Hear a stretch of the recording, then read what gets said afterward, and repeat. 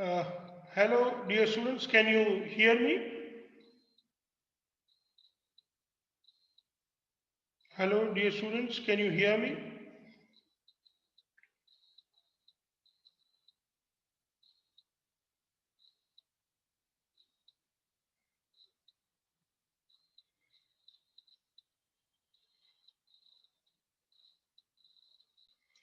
Hello, dear students. Can you hear me?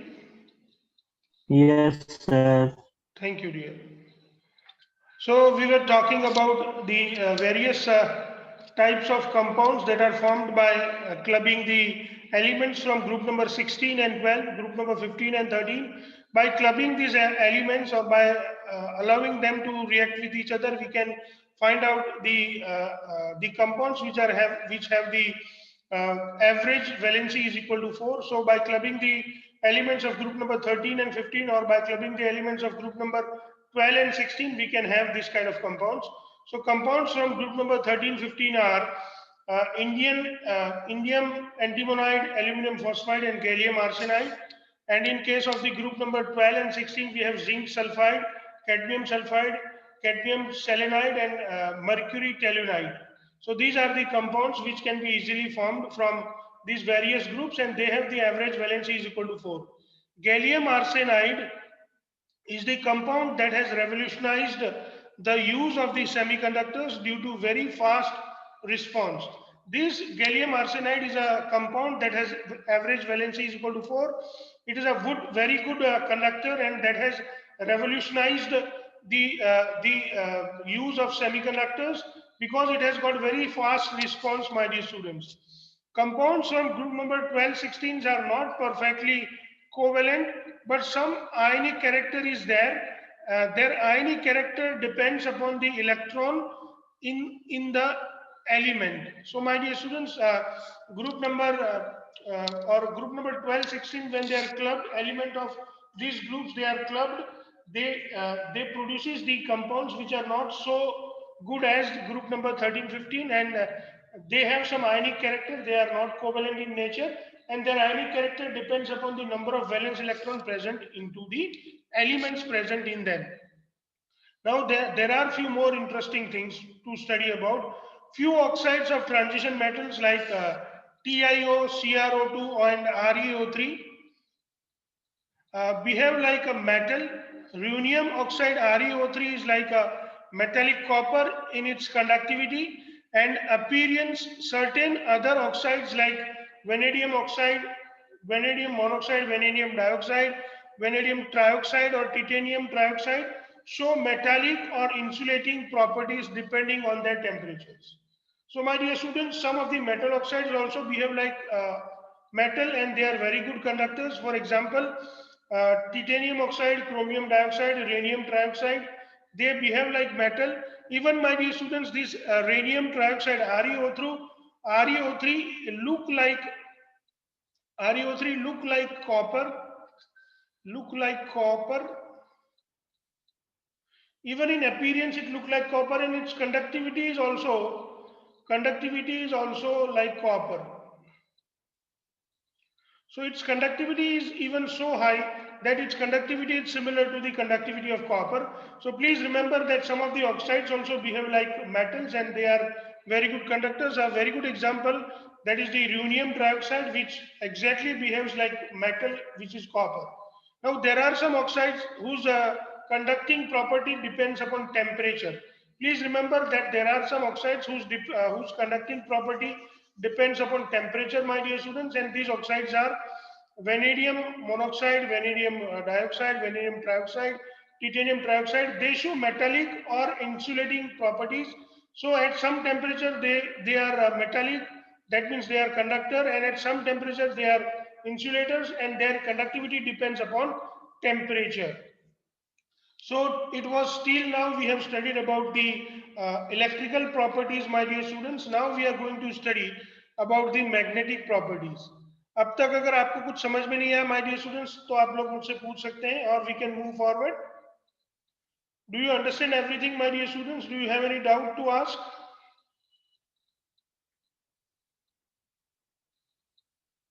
Hello बच्चों, आपको कुछ पूछना है? Do you have any doubts? Can you hear me, dear student? Hello. Yes, sir. Thank you. कुछ पूछना है बेटा? Yes, sir. Okay, let's move forward and understand about the magnetic properties, my dear students. We have electrical properties, we have even magnetic properties. So every substance has some magnetic properties associated with it. The original of these magnetic properties are in the electrons. So each and every element is made up of electrons, and that is why each and every substance on this earth has some or the other electrical and magnetical property. Electrons has two different type of motion, my dear students. Around the nucleus, that is rotation motion, and in reference with the axis called spin. Let me explain this to you, my dear students, in a very well manner. Suppose the this is the nucleus of an atom, and then the electron revolves around the nucleus in a particular path. So actually this electron revolves around the nucleus, and this motion is known as the rotation. Please remember, this type of motion is known as the rotation. What you can see on the screen now, this is rotation. So we will call, or we can write, this is rotation. This is rotation. But electron has got certain, this is the, what we can say, the axis of electron. This is the axis of electron. We can say it is axis. So it exactly passes through the center of the electron. Now what happens? This electron, my dear student, this electron, which you can see here, also like our Mother Earth, this electron also rotate on the with reference to this axis. This electron, which you can see here, my dear students, this electron even rotate in this manner. You can see this. I have been explaining you this. This is even the manner by which there is a rotation. This particular thing which you can see here as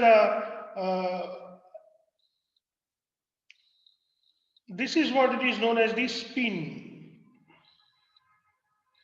Now I hope you understand. See, a complete electron revolves around the nucleus, that is what it is known as the rotation. But when the electron revolves, or when the electron take a spin with the reference of this axis, which is passing exactly through the center of the electron, with reference to this axis, my dear students, electron also takes spins. It may move, or this is, suppose this is anti-clockwise. This is anti-clockwise manner. It may even move in this direction, which is known as the clockwise manner. So this spin is also of two types for electron. Electron can have anti-clockwise spin, electron can have clockwise spin, and that is how we have we even studied about the spin. And when we represent any electron, we represented it two way. One is upward and another is downward. The upward spin represents the clockwise, and downward spin represents the anti-clockwise manner. So this is how, my dear students, you can easily understand that for an electron has two type of motion. One is the rotation motion and another is the spin. So now let me read it for you once again, my dear students. Electron has a two different type of motion. First one is known around the nucleus, that is known as the rotation motion, in reference with the axis, which is known as the spin. Due to rotational motion and spin, electron has some magnetic moment. The magnetic moment is with the concept that electron being charged particle when rotate in the orbital is referred as a loop of current that has magnetic moment. Thus each electron has a fixed spin and orbital magnetic momentum associated with a magnitude of this momentum is very small, and is measured in the unit called Bohr magneton. So my dear students, you can easily understand if I show you here something, that this rotation motion is there, as well as a spin kind of motion is there for an electron. These values are very small. For an electron, these values are very small. They are related to the angular momentum, or if their velocity of this motion is multiplied with their mass, my dear students, we will get the momentum for this electron. This momentum, or this motion, due to this motion, whatever the momentum that has been produced is expressed in the unit which is known as the Bohr magneton. Uh, one more thing, my dear student, that when it comes to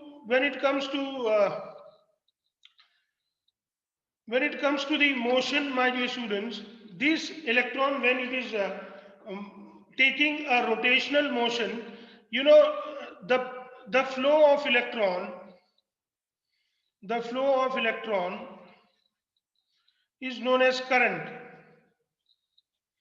And if current is passed through a wire where the ending and the beginning of the wire is same, then this type of motion of current into a particular wire which has no end is known as the loop. So this is how, when the electron is revolving around the nucleus, the orbital behaves as a wire, we can say, and as the electron is revolving, we call it as if it is a passing of current, and this current which is passed, here electron is moving, or the current is passed into the loop. Loop means the same thing happens again and again. So here the electron revolves around the nucleus, same electron revolves around the nucleus again and again, and that is why we call it as a loop, my dear students, that the electron is in the loop. In this loop, my dear students, when the electron shows its magnetic momentum, this magnetic momentum, due to the mass of electron, is very small, the velocity of electron is even very small, and that is why it is represented in a very small unit, and that very small unit is known as the Bohr magneton. The symbol for this Bohr magneton is mu b, my dear students. So we represent this momentum of electron with the uh, with the name Bohr magneton and with the symbol mu b. Let us see, 1 mu b is equal to 9.27 10 to the power minus 24. Now you can understand what a small current is passed due to a single electron. 9.27 into 10 to the power minus 24 ampere meter square, and that is why we call it a very small current, or very small magnetic momentum. On the basis of the magnetic properties, substances can be classified into five categories. One is paramagnetic, another is diamagnetic. Then we have ferromagnetic, antiferromagnetic, and ferrimagnetic substances. So first, my dear students, we want to study about the paramagnetic substances. What are the paramagnetic substances? Let us study. When the substance is having unpaired electrons in it, it is called the paramagnetic substance. When the substance is having unpaired electron in it, it is called the paramagnetic substance. We have already studied that the ions which are having the unpaired electron, they are called the paramagnetic. The examples are oxygen, Fe plus 3, Cu plus 2, Cr plus 3 are the paramagnetic ions or paramagnetic molecules. Paramagnetism is due to the presence of unpaired electron. These electrons are attracted by magnetic field. Paramagnetic substances are weakly attracted by the magnetic field. They are magnetized in the same direction, and they lose their magnetism in the absence of magnetic field. So now let me tell you more about the paramagnetic substances, my dear students. So those substances which are paramagnetic, the paramagnetic substances, the speciality of these paramagnetic substances is first, presence of unpaired electron, presence of unpaired electron. They are attracted in the magnetic field. Attracted in the magnetic field.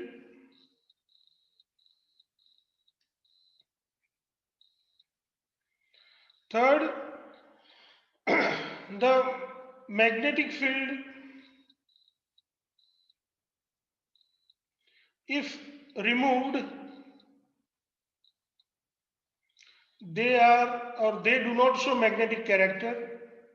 They do not show magnetic character.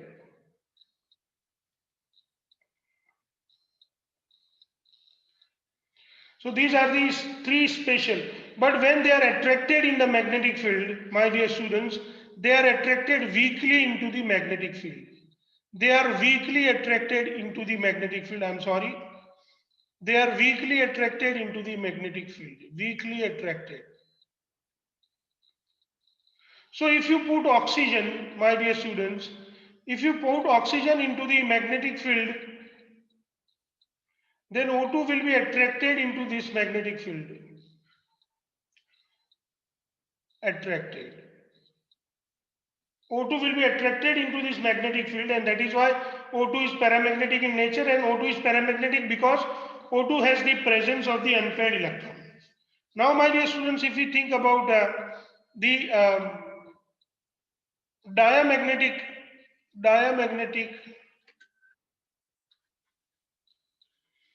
substances, what happens? They have, first thing is they have all electrons paired. They have all electrons paired.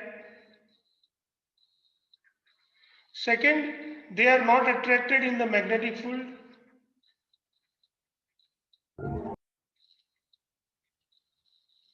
They are not attracted in the magnetic field.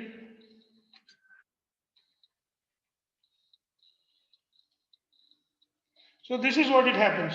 Someone even say that they are repelled into the magnetic field, but let us not discuss it in detail, but we can easily say that they are not attracted into the magnetic field and they do not have the unpaired electrons. So let us study about the next type of substances, which are known as the diamagnetic substances or diamagnetism. If in the substance there is no unpaired electrons present, it is called diamagnetic substance. It is not attracted by the magnetic field. Examples: water, NaCl and C6H6. Please remember these examples, my dear students. Water, NaCl and benzene, C6H6 are the example of the diamagnetic substances, but they are weakly repelled. Please remember, they are weakly repelled by the magnetic field because pairing of electron cancels out their magnetic moment and lose their magnetic character.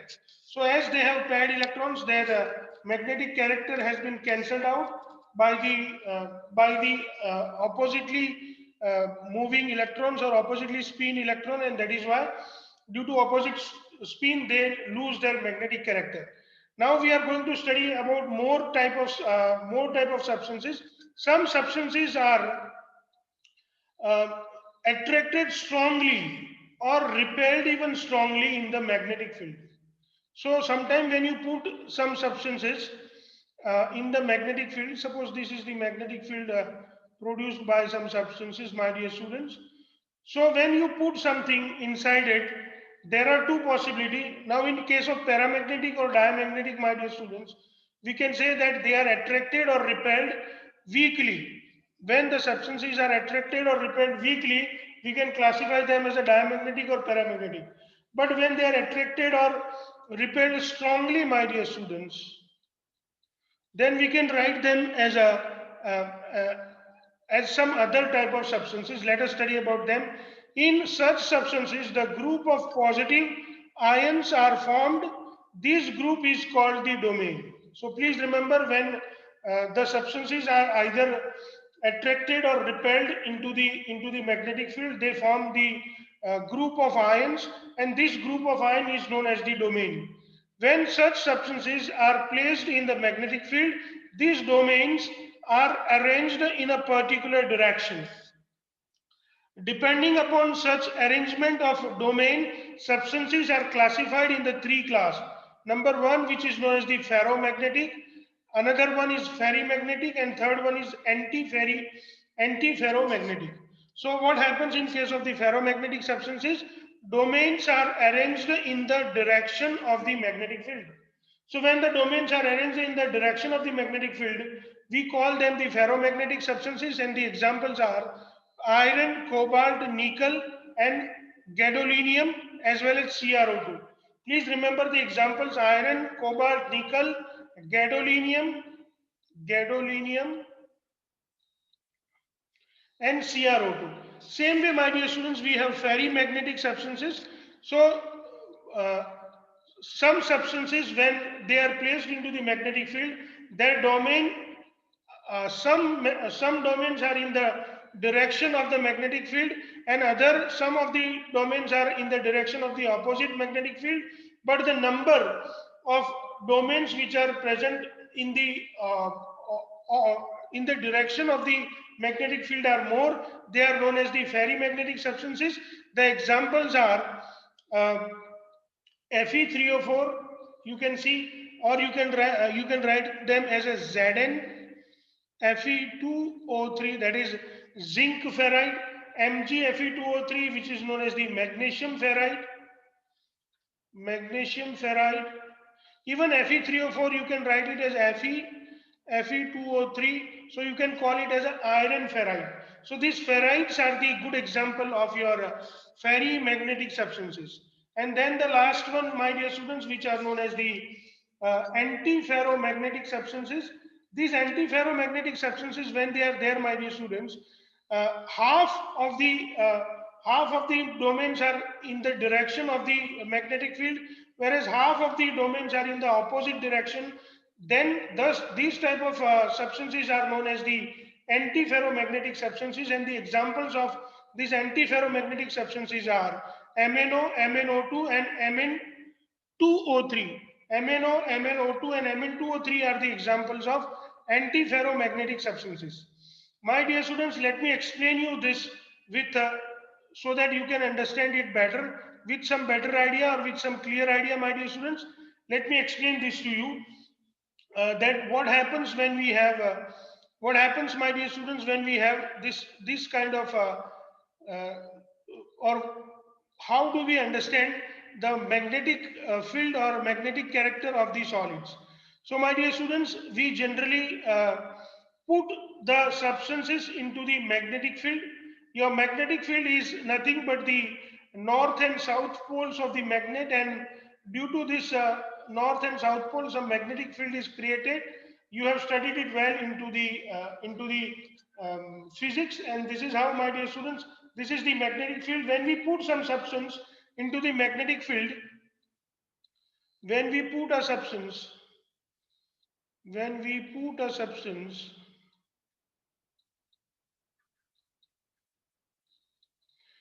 in a magnetic field,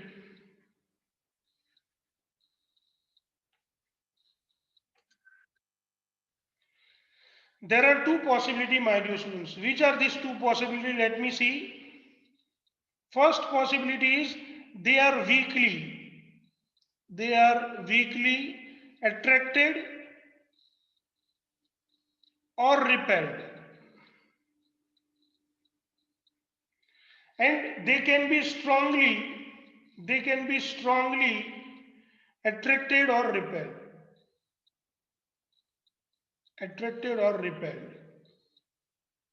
So when there are weak attraction or repulsion, or when the magnetic field show a weak kind of behavior, they can be again classified into two class.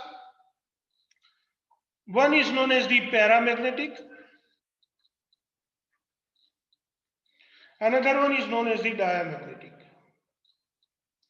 Now what happens in case of the paramagnetic, my dear students, that they are attracted, and diamagnetic they are repelled. They are attracted, but they are attracted weakly. They are repelled weakly. So diamagnetic substances, they are attracted Diamagnetic substances is repelled, but it is repelled weakly. Paramagnetic substances, they are attracted, but they are attracted weakly. And the very important characteristics that you can observe in them is paramagnetic substances have unpaired electron. They have unpaired electrons. But my dear students, they have unpaired electrons. Paramagnetic substances, they have unpaired electrons. And diamagnetic substances, there is no unpaired electron. Now when it comes to the strong attraction, my dear students, in strong attraction what happens? There is one very important phenomena, or there is one very important thing takes place into this strongly attracted or repelled substances, that the ions in such substances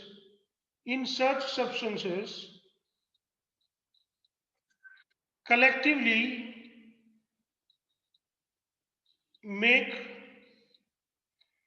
domains. Let us represent these domains with such an arrow, my dear students. This is what we represent it as a domain. So this is your domain, my dear students.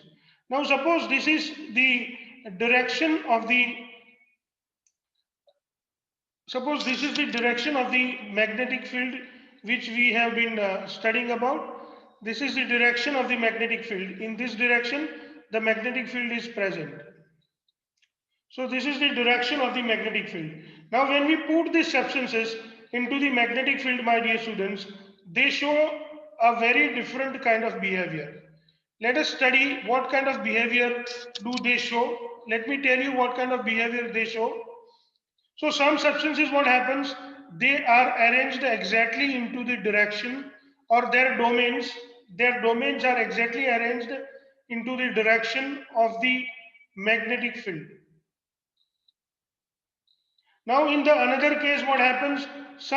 In some substances, the direction of these domains are, some of them are arranged in the direction of the magnetic field, whereas some are arranged in the opposite direction. Same way in the another type of the substance, the domains are arranged either in the direction of the magnetic field or in the opposite of the direction of the magnetic field. But these two, they see, the first type of substance is known as the ferromagnetic substance. We call it as a ferromagnetic substance. In ferromagnetic substance, my dear students, all the domains are arranged in the direction of the magnetic field. But here what happens, you can see that out of these all, my dear students, you can have, see, 1, 2, 3, 4, 5, 6, 7. We have shown you 7 domains, but out of 7, 2 are in the opposite direction and 5 are in the direction of the magnetic field. This type of substance is known as the ferrimagnetic substance. Ferrimagnetic substances. But when the domains are exactly same in number, see, this is 1, this is 2, this is 3. So you can see 3 in the direction of the magnetic field. You can see 1, 2 and 3 are also there, which are exactly in the opposite directions. So when the domains arranged, equal number of domains are arranged in the direction of the magnetic field as well as in the opposite direction of the magnetic field. These domains cancel out the effect of the magnetic field and they are strongly repelled into the magnetic field, and these type of substances are known as the antiferromagnetic substances. Antiferromagnetic substances. Now let me write the examples for all of them. When it comes to the paramagnetic substances, my dear students, we have O2, we have Fe plus 2, we have Cr plus 2. These are the examples. When it comes to the diamagnetic substances, my dear students, we have water, we have C6H6, that is benzene, we have sodium chloride NaCl. When it comes to the ferromagnetic substances, my dear students, we have iron, cobalt, nickel, gadolinium, or we can simply write Gd. and we have CrO3. When it comes to the ferrimagnetic substances, my dear students, these ferrimagnetic substances are ferrites. These ferrimagnetic substances are ferrites, and these ferrites are Zn, zinc ferrites Zn Fe2O3, magnesium ferrite Mg Fe2O3, or iron ferrite, that is Fe Fe2O3, that is also called Fe3O4. And then, my dear students, we have the last type of substances which are known as the, and then, my dear students, we have last type of substances. This last type of substances are antiferromagnetic substances, and these antiferromagnetic substances, my dear students, these antiferromagnetic substances have their examples like MnO, MnO2 and MnO3. So we can write the examples of these antiferromagnetic substances, and these antiferromagnetic substances have their examples like MnO,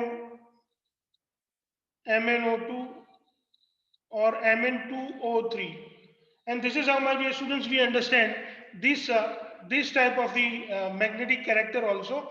So let me give you the revision, my dear students. Antiferromagnetic substances, they have half of the domains in the direction of the magnetic field, and half of the domains are present in the opposite direction. The examples are MnO, MnO2 and Mn2O3. When we have the ferrimagnetic substances, some of the or more domains are in the direction of the magnetic field, whereas some domains are the in the direction of the some domains are the direction opposite to the direction of the magnetic field. The examples are Fe3O4, which is Fe Fe2O3, that is iron ferrites, magnesium ferrites, and zinc ferrites. And same way, my dear students, we have ferromagnetic substances. These ferromagnetic substances, all the domains are arranged in the direction of the magnetic field, and they are iron, cobalt, nickel, CrO2 or gadolinium. We have even the examples of the diamagnetic substances, and the examples of diamagnetic substances are water, NaCl and C6H5. They are weakly repelled in the field, and same way, my dear students, we have this kind of paramagnetic substances which do not have the unpaired electron, and the examples are O2, Fe+2, Cu+2, Cr+3 are the examples of this kind of substances. I hope, my dear students, you have understood everything. If you have any doubt, you can ask me. बच्चों अगर कुछ समझ में नहीं आए तो पूछ सकते हैं.